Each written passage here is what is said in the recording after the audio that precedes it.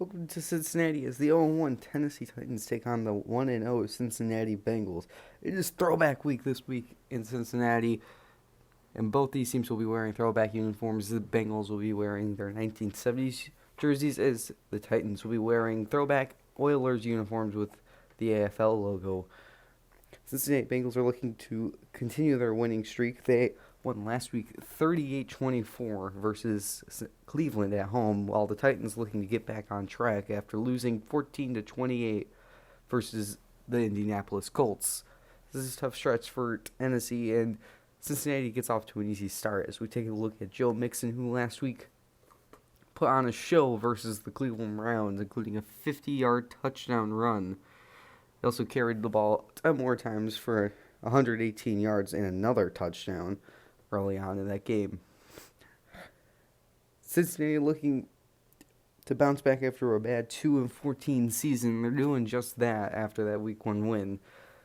Cincinnati won the coin toss. They have deferred, so Tennessee will be getting the football first in this game as Bullocks kick us away, and we're underway from Week 2 of the 2020 season. The rookie Travis Etienne takes the ball in the end zone and kneels it, and we'll see this Tennessee offense led by Blake Bortles, the ex-Jaguar and ex-Ram. Last week versus Indianapolis, threw for 2 touchdowns and 259 yards, but that was all the offense could really do against the Colts, as they really got shut down offensively, as the first down carry goes to Richard, the running back, who's tackled in the backfield by Isaiah Simmons. That's what this run defense can do, is Bortles looking around, and he's dropped for the sack. Carlos Dunlap is there, along with Geno Atkins, and it'll be a third down and long. Third down and long. Bengals rush 3. Bortles moving around, kind of pressured. Throws across the middle, and it's nearly intercepted by Jesse Bates, and Tennessee goes 3 and out on the opening possession. They have one of the best punters in the league in Brett Kern, and gets it away to around the 29, where John Ross will get a chance to return. John Ross has that big speed as he gets across the 45, makes a move into Tennessee territory, and gets out of bounds at the 47. So we will see Joe Burrow in his second game of NFL action after last week throwing for 267 and 2 touchdowns, but had that pick in the game. Burrow's looking to just continue how this hot streak, as first down, John Ross in motion. He'll get the handoff, and Harold Landry tackles him for a big loss back in Cincinnati territory. Second down and long. Burrow going outside for Ross, and he makes a tough catch near the sticks. It'll be third down and short, where they'll give it to Luke Sellers up the middle, who'll get it. They had trouble with Sellers in the fullback dive last week, but they got it this time as Burrow checks it down to Austin Seferian-Jenkins, who only had 2 catches but was injured most of the game. Second down, the handoff to Ross, who's tackled in the backfield again. Pre-game meetings with Zach Taylor, they think he has star potential. They're trying to focus on this game. Burrow going back real deep on third down and fires a dangerous pass that's caught for the touchdown. John Ross. What a catch. An unbelievable throw by Burrow. And Cincinnati strikes first as they're 6-0 now. It's a dangerous pass. You see, Kevin Byard read that perfectly. It was an out and up by Ross, and Byard needs to put his hands up. That was an easy pick for Burrow. The extra point is up and good, 7-0 Cincinnati. And it started with John Ross's punt return, as Bullock's kick goes away and it's in the back of the end zone, so Etienne won't take it out again. As you keep in mind, the scores on the bottom of the screen, Baltimore, Pittsburgh, and Cleveland are all playing, so they will be important in our standings, as Bortles checks it down to Jonnu Smith across the 30 for a second. Easy first down yardage. Second down and 3, Bortles with time outside. It's caught by by Jonnu Smith again. First down and 10. They give a handoff to Richard, who goes for a couple, and Jesse Bates was there. Second down, Richard again won't get much, and this Cincinnati run defense really coming to play. As third down, Bortles quick over the middle. It's A.J. Brown, the second-year player, gets the ball in Cincinnati territory for the first down. Next play, it's a handoff. Richard tries to make a move inside the 40, and we'll get a couple. Second down, again, just trying to stretch it outside, and Isaiah Simmons is there to tackle for a loss. Third down and 10 coming up for Bortles. He'll go play action. He's pressured. He goes over the middle, and it's dropped. And Tennessee's going to have to punt again. Emmanuel Sanders was the target, the big free agent pickup. Kern gets the punt away. It's going to look like it's in the end zone, and it is a touchback. So Cincinnati will start at the 20, where Ross is in motion. They're going to try to get him going, and he's just going nowhere. He has negative 11 rushing yards to this point. Second down and 10. Mixon gets the handoff, and he makes a move. He gets first down yardage. He moves the change as Mixon gets another handoff and gets tackled immediately by Jeffrey Simmons. Second down, they fake the jet sweep and the handoff. Burrow, with all kinds of time, finds a wide open Tyler Boyd, finally getting involved into Tennessee territory. Burrow starting hot for this team as they go 5 wide. They find Tyler Boyd immediately inside the 20 to the 17. Burrow wasting no time on this drive as Mixon is stuffed immediately to the 15-yard line, as you see him last week. Phenomenal game by him, leading the league in yards per attempt as Burrow, under a whole ton of pressure, is sacked by Jeffrey Simmons. Third down and 11 coming up. They go 5 wide and they screen it to John Ross, who gets the speed up the sideline. He has the first down touch for the pylon. He's in. Touchdown Cincinnati. What a play by John Ross. They were just going conservative, trying to get a couple more yards, maybe at the first down, but Ross has that speed to hit the sideline and dive for an easy touchdown. 14-0 Cincinnati. Tennessee has the ball. They're going to need to respond as Etienne takes a knee in the end zone. Bortles is just not doing well this game as he finds a good completion to A.J. Brown for a first down. He has the stats you'd look for, but it's just not really that good. Is Richard also not getting going at all? He's barely anything on the ground. His second down, they give it to Richard, who is stuffed by Andrew Billings, who's down on the ground. He would return this game, but is a big hit to the run defense. His third down, going outside, it's caught by Emmanuel Sanders, who's on the ground. He would also return his first down. They go this weird formation, and A.J. Brown loses 3. Second down, Bortles making adjustments at the line, and Richard loses 3. This run defense has come to play as third down and 14. Bortles is sacked. Carlos Dunlap gets in there again and shares a sack, so technically he has 1 sack. As Kern has to punt it away again, and this is looking not good of a punt. It's at the 26. So they're going to start with Mixon again, who gets a great block on the outside and makes a man miss the sideline into Tennessee territory to the 45. This is what they need. They need that. Oh, boy. Ross drops a pass that Adoree Jackson could have taken to the house. Is second down. Burrow pressured on the move. Fires to a wide open Mixon, who couldn't hold on because he had to jump for the ball. Third down now for Burrow, who has time now. Pressure fires into traffic, and it's caught. What a catch by Uzomah. For first down as Burrow going backwards, and he's sacked by Jayon Brown. It was an unreal catch by Uzomah. I can't believe he came down to that. It's second down and forever into traffic. Ross couldn't corral that one. They're trying to get Ross to make these tough catches, but that's just not one of them. As Mixon gets the screen on third down and a mile, tries to make a move, but only gets to around the 20. They're going to have to settle for 3. They tried to get him offside, so they burn a timeout, and Bullock is on the way and good. So Cincinnati now leads by 3 possessions. And Travis Etienne, since this is the second quarter, will get a chance to return this from the goal line to around the 30 to the 29.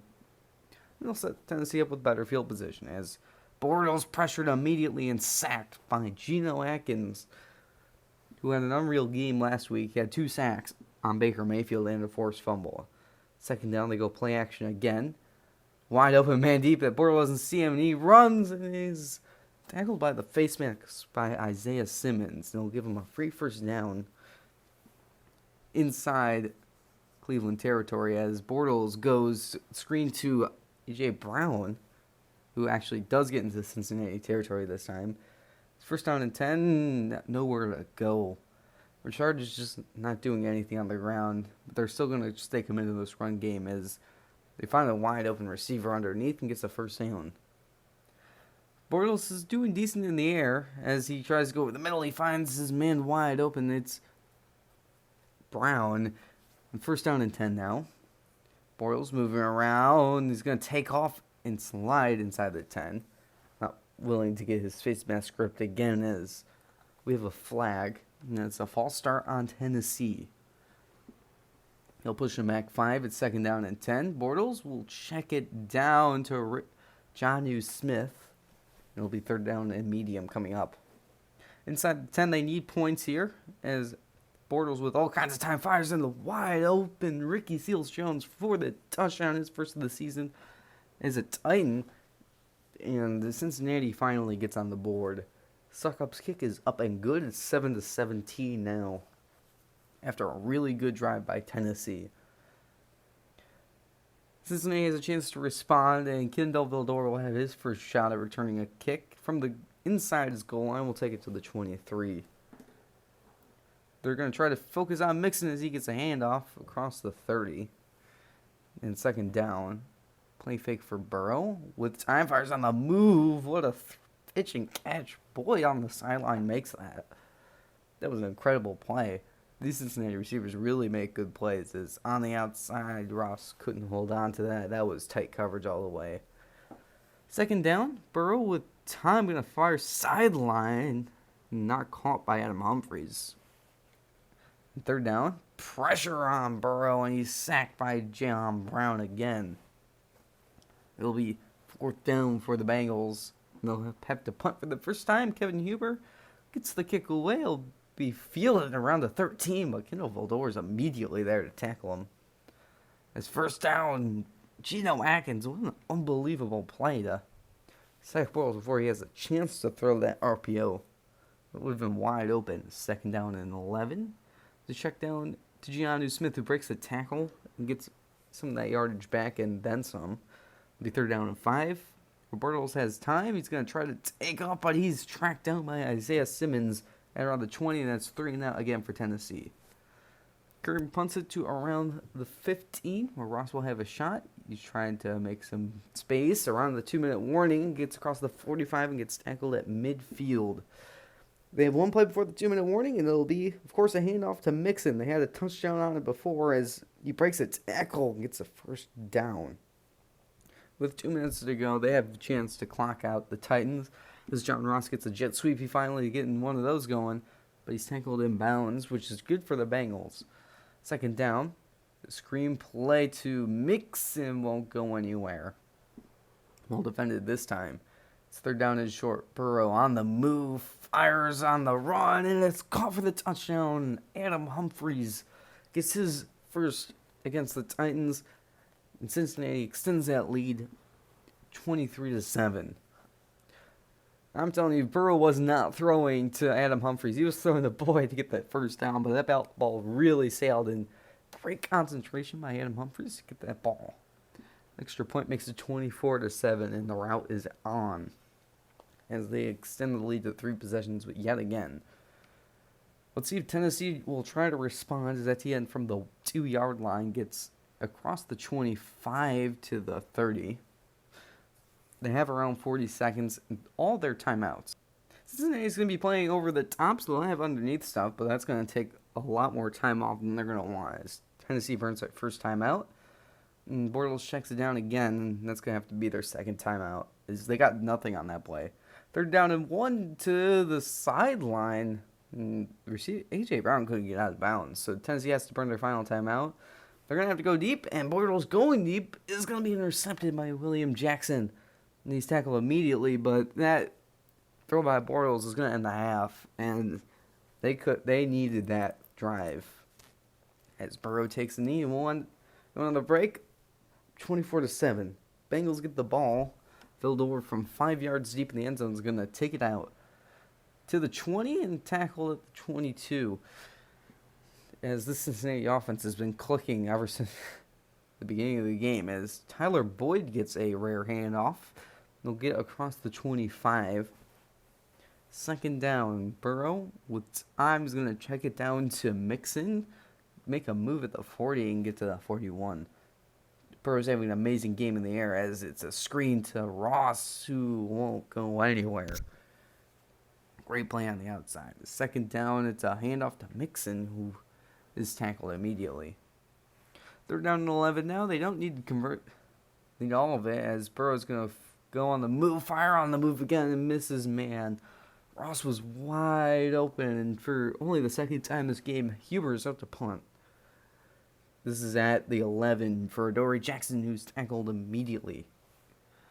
There is zero space on these punt returns, and it's giving Tennessee bad field position as Bortles checks it down to A.J. Brown. Cincinnati really playing underneath stuff as a blitz is on. What a catch by A.J. Brown near midfield. It was a dangerous pass in tight coverage, but A.J. Brown just makes an incredible catch as Emmanuel Sanders is back in the game, makes a catch on the sideline, and next play, it's that screen place to Corey Davis, which has gone nowhere both times they called it. Talking about not going anywhere, Jalen Richard not going anywhere. It's third down, the pressure, and checks it down and not going anywhere. Tennessee's going to have to punt. Curtin has had a decent game, had a touchback and a really bad punt, but this one's inside the 5. His first down and 10 is a play fake. Burrow from his own end zone's going to be dropped. Austin Severian Jenkins was open, but couldn't corral the ball as second down from his end zone. We're now running out of the end zone, setting his feet this time, throwing to a wide open Tyler Boyd, who just shoves a man to the ground and gets across the 25-yard line. Fresh set of downs, Burrow going way back on, tries to unload it, but is sacked by Jarrell Casey. I don't know where it was thrown, but everything looked covered. It's second down a mile. They're going to just give it to Mixon and see what happens. Get some back, but not much. They're down a mile to the seams to Adam Humphries, but he won't get there, and it's 3 and out for Cincinnati. After clicking pretty much all game, it's back-to-back punts, nor Dory Jackson to the 20. It's first down, and it's a play fake for Bortles, who will check it down to Richard, who tries to get as much as possible. Second down, it's a handoff to Richard, who finally finds a hole to the 35. He has 0 rushing yards this game. His first down, there is a flag. Someone jumped, and it was a Bengal. It'll be 1st and 5 now. So in motion, the receiver, they fake the jet sweep, give it to Richard, who fights forward for 3. Second down, from the pistol, it's Richard, who tries to get something, but is just unable to. Third down and short, they try the handoff, but that won't go anywhere, and it's another punting situation for the Titans. I don't get the whole deciding to run the ball when running hasn't worked. I would throw down that third down, but I'm not like Vrabel is. Burrow from the 20 will get it to Austin Severian Jenkins, who will catch this one. Second down, it's a slant to Ross, who makes a good catch and run. As the handoff to Mixon, we'll go for a couple. The Cincinnati offense is really, for the most part, been dominating. As Mixon on the screen gets a couple blocks and gets that first down to the 45. And Burrow's just been slinging all over the place, is with all kinds of time, now pressured, and throws it away. Burrow on 2nd and 10. There is a blitz firing up the seams, and that was a dangerous pass for Tyler Boyd. Second down and 10. It's another blitz by Tennessee, pressured and dropped for the sack. It's Logan Ryan, like corner, who's in there for a sack. And it'll be 4th down. Cincinnati won't punt again. Dory Jackson will let the ball go over his head as the start of the 4th quarter will be a punt to the 17-yard line, fielded by Vildor.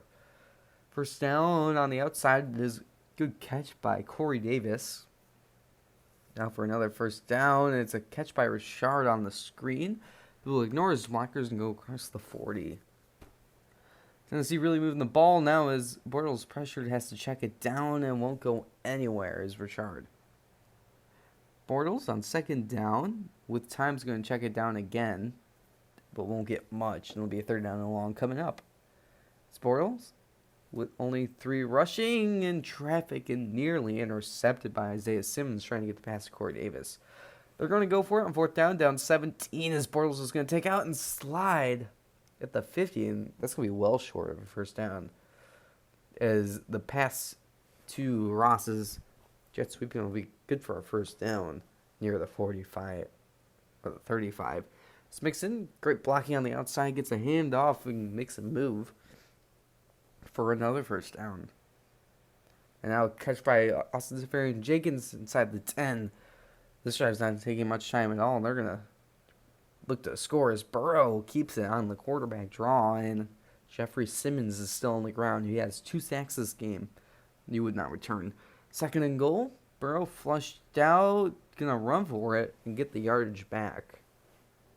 3rd down and goal now. Burrow with time now rolling out. Fires across his body and is caught by Ross for the touchdown. It's a career-high 3rd touchdown for him. As Cincinnati pours it on in Cincinnati against the Titans. The extra point makes it 31-7. As not much time has come off the clock at all. Let's see if Tennessee can respond. It won't happen with the kickoff as it's out the back of the end zone taking a knee.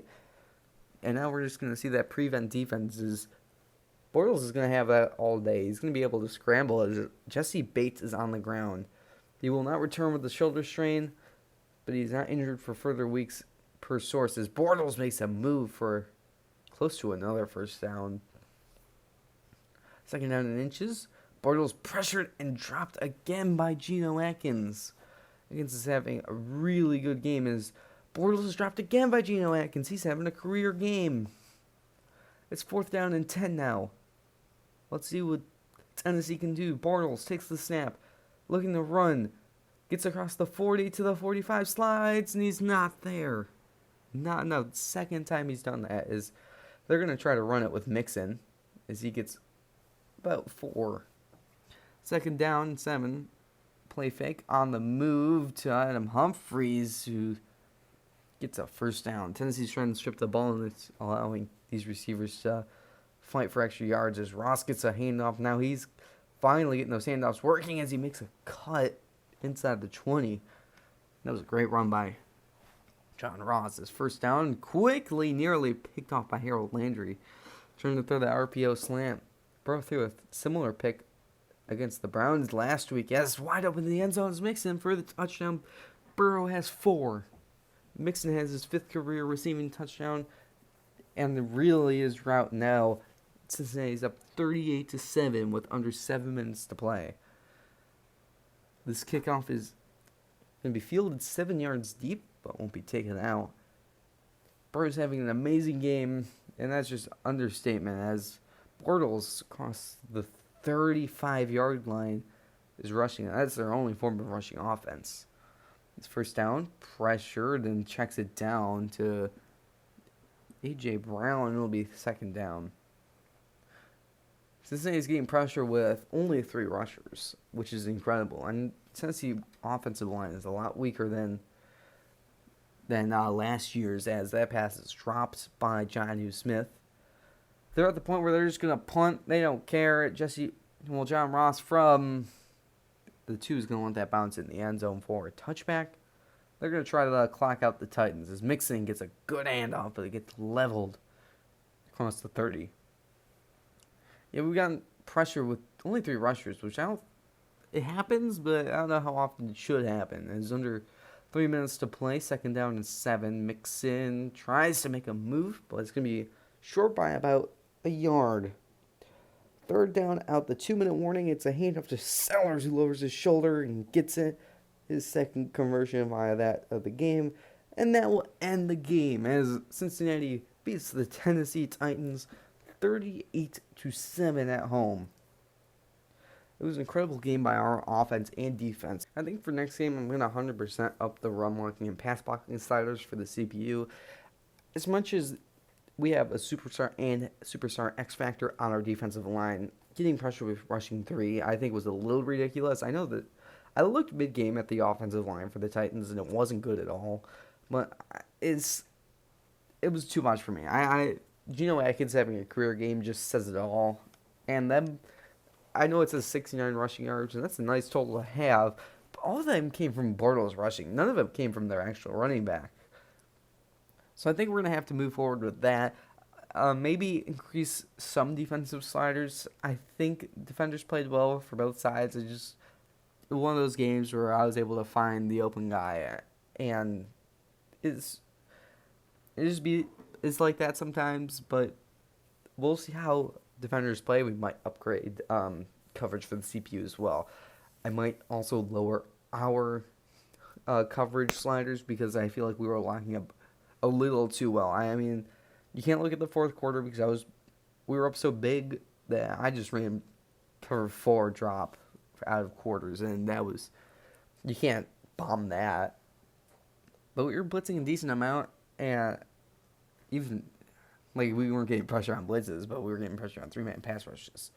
So we're gonna move on to team activities where we start with breakout player John Ross, who wanted 100 yards or 2 touchdowns receiving or rushing. Yeah, both, so he gets a star development and 5,000 XP. We have a lot of player upgrades this week, so we'll start with Jesse Bates, who becomes an 80 overall with +1s in pursuit, tackling, and +2 in zone coverage. John Ross becomes a 78 overall with +1s in deep route running, spectacular catch, +2s in catching traffic and catching. Joe Burrow becomes the 75 overall with +1s in awareness, throw accuracy, deep, medium, and short. Billy Price becomes a 68 overall with +2s in run block and +3 in pass block finesse. Jordan Franks becomes a 65 overall with +1s in awareness, catching, lead block, pass block finesse, run block power, short route running, strength, +2 in run block finesse, and +3 in pass block power. And finally, Alex Redmond becomes a 66 overall with +1 in strength, +2 in run block and run block power. All right, now that we're done with team activities, we're going to move on to scores across the league. We're going to start on Thursday Night Football, where the Panthers take down the Falcons 24-13. Chargers outlast the Dolphins. The Jags beat the Vikings. The Redskins upset the Cowboys at Jerry World. The Browns take down the Giants. The Eagles lose to the Steelers by 6. The Ravens beat the Colts by 4. The Lions get revenge for last year's Thanksgiving Day game against the Bears. Saints beat the Broncos heavily. The Rams blow out the Jets at MetLife. The Raiders destroy the Bucks. The Cardinals barely beat the Seattle Seahawks at Century League Field. Texans get revenge over the Chiefs. The Bills finally beat the Patriots at home, and the Niners destroy the Packers at Lambeau Field on Monday Night Football.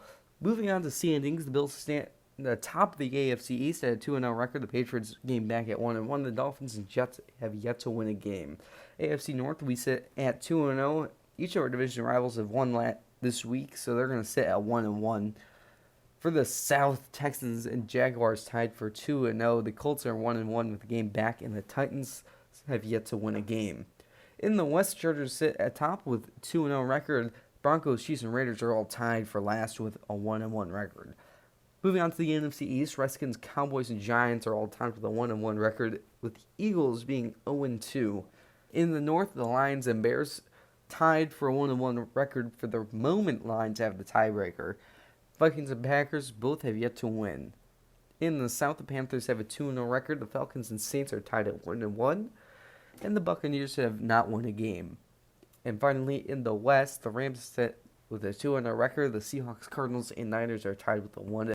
Moving on to Offensive Player of the Week for the AFC, it was Joe Burrow, obviously, with a 70% completion percentage, 348 passing yards, 5 touchdowns, and 0 interceptions. That's a passer rating of 143.1. You can't give that to anyone else. That was an insane week. And for as insane of a week as Joe Burrow had, Kyler Murray had a better week. He may not have more yards, but he had a better completion percentage on fewer throws, 3 passing touchdowns, 17 rushing yards, and a rushing touchdown.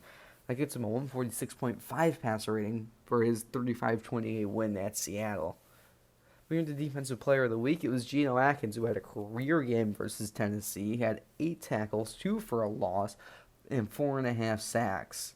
For the NFC, it was Rams safety Taylor Rapp, who wrapped up 7 tackles, 1 for a loss, forced a fumble, recovered that fumble for a touchdown, and blocked a kick. So now we're going to go on to passing leaders, and we're going to start with Jacoby Brissett, who leads the league in passing yards with 660. Joe Burrow tied at the top with Jacoby Brissett with 7 passing touchdowns, and Dak Prescott with an insane 150.8 passer rating. Rushing leaders Christian McCaffrey has 298 rushing yards. Chris Carson has the lead with 3 rushing touchdowns with Darius Geis, and Joe Mixon still sits atop the league in yards per carry with an insane 9 yards per carry.